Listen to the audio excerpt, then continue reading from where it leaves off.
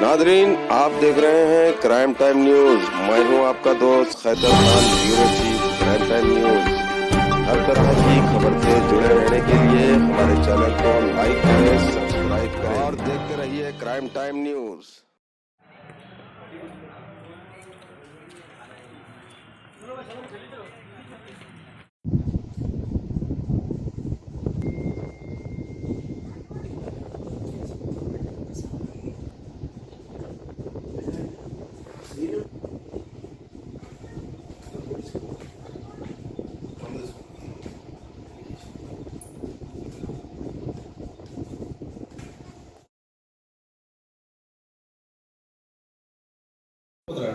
వాళ్ళు ఆడికి మన హాస్టల్లే కదా అన్న 80 సీట్ వరకు ప్రధాన తర్వాత వాడే మనం క్యాన్ రిజోర్స్ తీసుకోవాలి అంతే.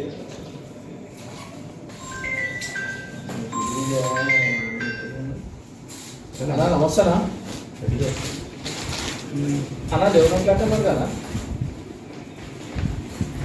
నేను ఏసీ క్లాస్ ఇస్తున్నాను ప్రెసిడెంట్ ఉంది ఇది కారణం వచ్చేస్తాను అట్లా వస్తుంది బయట బోర్డు తీసుకో ఈ బీడీసీ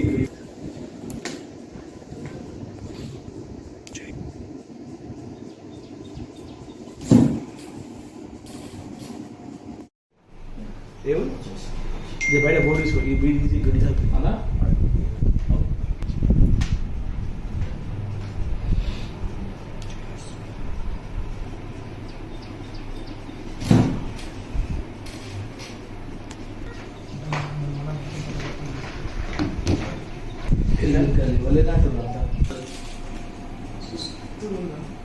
గులాబ్ పువ్వు వేస్తుంది అంతే ఎట్లా చూస్తుంది మొత్తం వస్తుంది గులాబ్ పువ్వు మంచిగా అందుకోసం ఫత్వం కూడా ఉంటారు.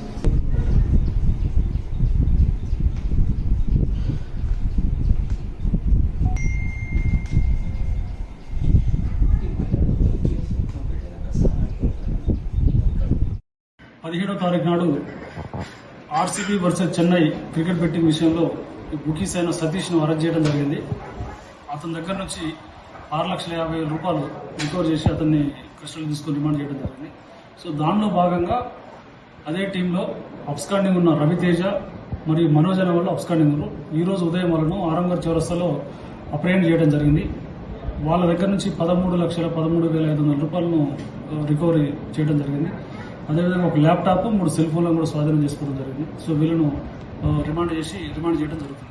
సో అదేవిధంగా ఈ క్రికెట్ బెట్టింగ్ విషయంలో ప్రజలకు తర్వాత యూత్కు మా యొక్క పోలీస్ తరఫున విజ్ఞప్తి పత్రికాముఖంగా ఈ వ్యసనాలకు క్రికెట్ బెట్టింగ్ ఒక గేమ్ అలవాటుగా మారి అది వ్యసనంగా మారి బెట్టింగ్ మారి ఆ బెట్టింగ్ అయిన తర్వాత అప్పుల పాలైపోయి సో అప్పులు తీర్చలేక మళ్ళీ ప్రాపర్టీ అఫెన్స్లకు లోనయ్యే అవకాశం ఉంది. కాబట్టి ప్రజలందరూ కూడా అప్రమత్తంగా ఈ క్రికెట్ జరుగుతున్న సందర్భంలో ఉండాలని చెప్పేసి నేను కోరుకుంటున్నాను.